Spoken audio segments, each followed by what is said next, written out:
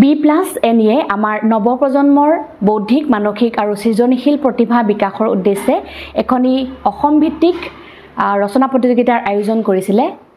এই ৰচনা প্ৰতিযোগিতাত সমগ্ৰ অসমৰ পৰা প্ৰায় 2 শতাধিক ছাত্ৰ-ছাত্ৰী অংশগ্ৰহণ কৰিছিলে আৰু এই ৰচনা প্ৰতিযোগিতাখনৰ ইতিমধ্যে ফলাফল আমি ঘোষণা কৰিছো।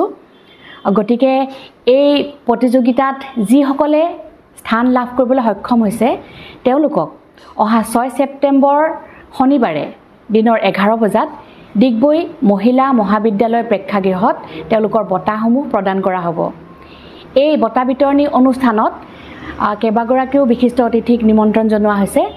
গতিকে মই সমূহ বিজয়ী প্ৰাৰ্থীৰ লগতে আপোনালোক সকলোকে উক্ত বঁটা বিতৰণী অনুষ্ঠানটিত 6 ছেপ্টেম্বৰ 11 বজাত উপস্থিত থাকিবলৈ অনুৰোধ জনালো।